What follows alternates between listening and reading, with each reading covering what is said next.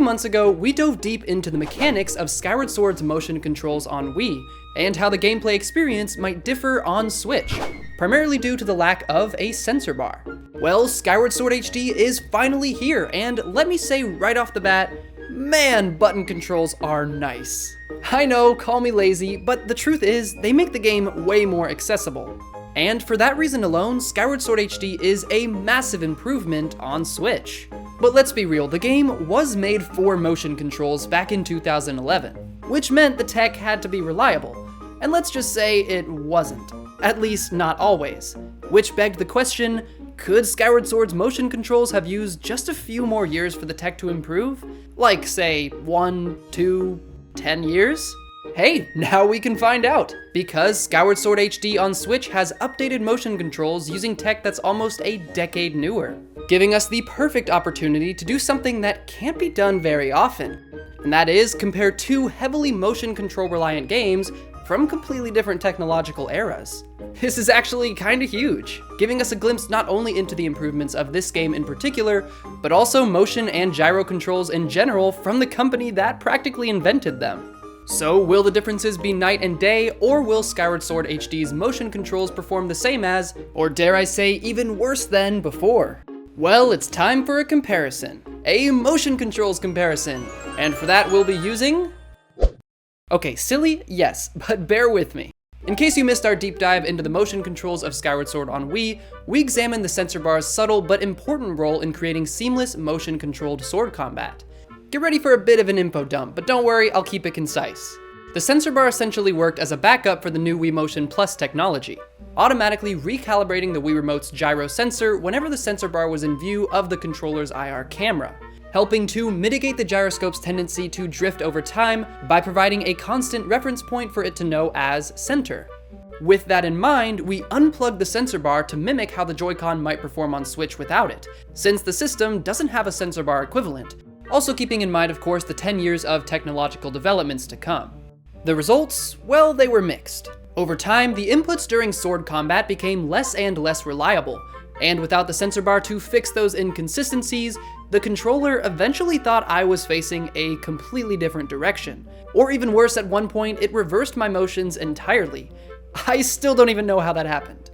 Well, fear not, because today we are keeping the sensor bar plugged in to compare both games side by side, and also find out if the Joy-Cons eventually run into the same issues as the Wii Remote did without the sensor bar.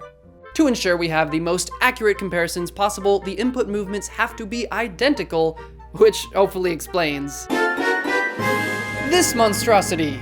By tethering the controllers together, we can be certain that in situations like this, one game is interpreting the exact same movement differently than the other. Side note, that's the Switch version. So yeah, this won't be as simple as you might think. Right away, I could tell something was off when Link pulled out his sword on Switch. As I casually waved the connected controllers, he never crossed his sword over the left side of his body. Clearly, I already needed to recalibrate, even after I'd only left my Joy-Cons resting for a few minutes, which made the sensor bar's absence on Switch pretty apparent from the get-go. Thankfully, manually recentering your sword is easier on Switch than it ever was before. Well, kind of. The Wii's sensor bar would automatically recalibrate your controller, but it wasn't perfect, especially depending on your room's setup, where stray IR sources in your environment could be mistaken for the sensor bar, which sometimes necessitated a manual recalibration, requiring you to go into the pause menu. On Switch, you only have to press the Y button to recalibrate. That is much less complicated. But again, with a properly set up sensor bar on Wii, in theory you'd also never have to do the whole pause menu thing. And to clarify, all of this only applies to sword combat, as on Wii you actually were able to reset with the press of a button while aiming items and navigating menus, essentially whenever the Wii Remote was used as more of a pointer. So, pressing Y to recenter the sword on Switch works, and I also don't know how else they could do it.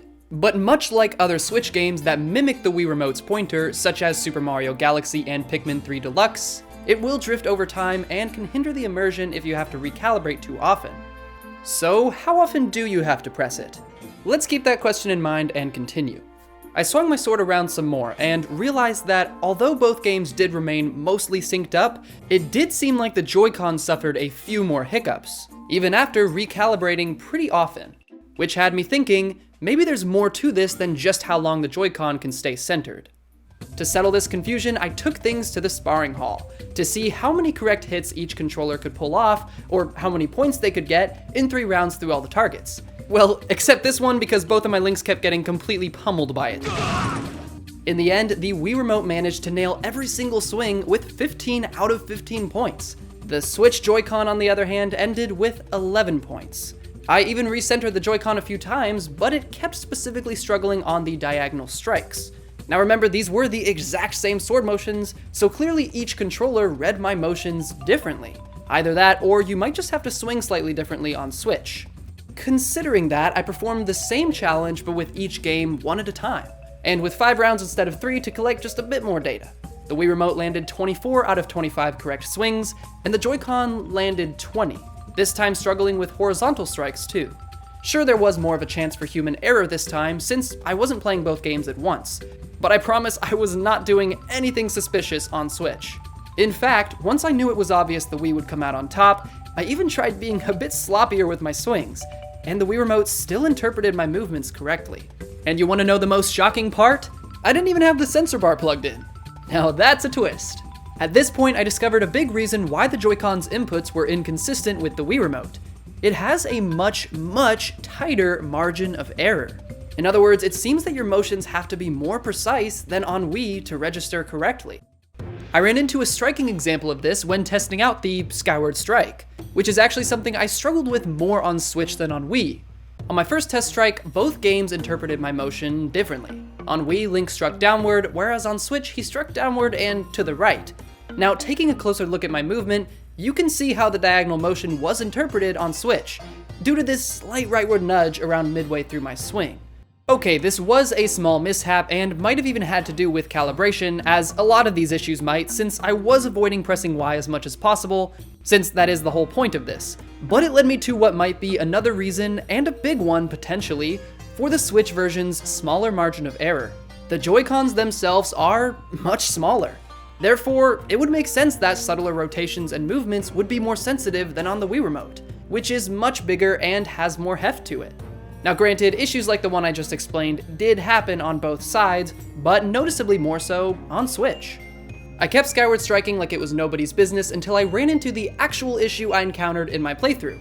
Pointing upward to initiate the strike was surprisingly difficult.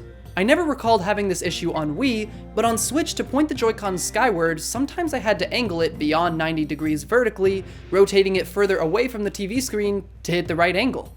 At first I thought this was due to how I calibrated, and sometimes it was, as I occasionally didn't point the Joy-Con downward enough when recentering.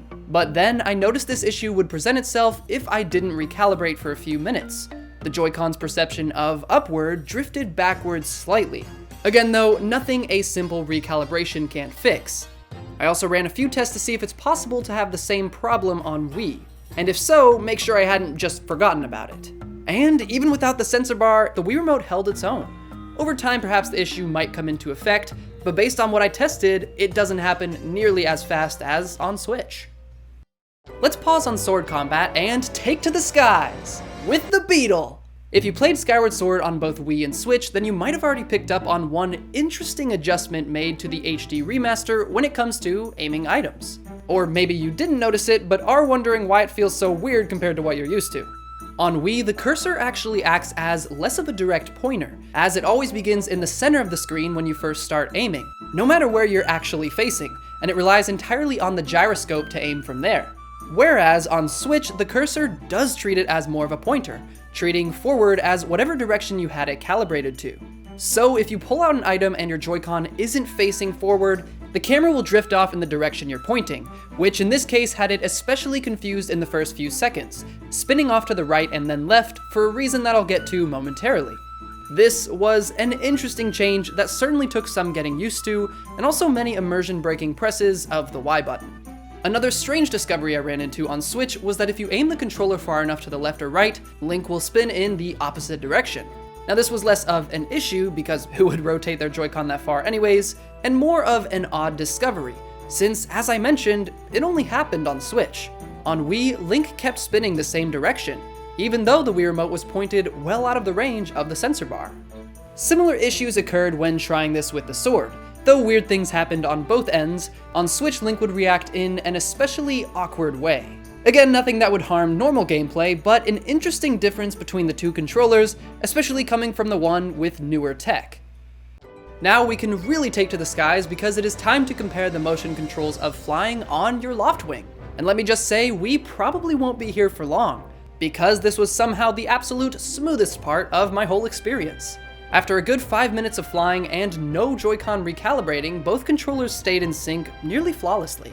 Once about 3 minutes had passed, the Joy-Con had shifted its calibration downward a bit, similarly to what caused Skyward Strikes to become inconsistent earlier. So I was picking up just a bit more speed on Switch, and as you can see, I ended up much lower in the sky than I was on Wii. But that's pretty much it for flight. Other than that, it was smooth sailing. Or should I say, smooth loftwinging. That wasn't even a pun. That was just bad. So from everything we've gathered, it's clear the odds aren't quite in the Joy-Con's favor. To be honest, even after kinda theorizing that this might happen in our previous video, I still had my hopes up. Trust me, I wanted the motion controls to be better on Switch, even after I came to the realization in hindsight that they weren't as bad as I remembered on Wii. But Skyward Sword HD was coming in with a major disadvantage. One that even 10 years couldn't fix because it relied on something that was exclusive to the Wii version. And although pressing the Y button to recalibrate isn't an ideal alternative to the sensor bar, it also is not the end of the world, as the game is still perfectly playable without it. You just might be hitting Y a little more often than you expect. What I found more troubling though was the tighter margin of error, evident especially during sword combat when swinging diagonally or charging up Skyward Strikes. It also made the new adjustment to aiming items even more baffling and frustrating, as my aim would often start by drifting, even if slightly, which forced me to use the Y button to recalibrate, thus reminding me how good we had it back in Skyward Sword on the Wii. Wow, that is something I never thought I would say. The fact that the motion controls aren't a huge step up is disappointing, sure, but it also says a lot about the original game and what they were able to accomplish at the time. And the best news is you can ignore the motion controls entirely and switch over to button controls instead, and there is no shame in that. So thank you for watching this deep dive into my experience comparing the motion controls of Skyward Sword and Skyward Sword HD. What are your thoughts on the motion controls on Switch and how they compare to your memories of the original?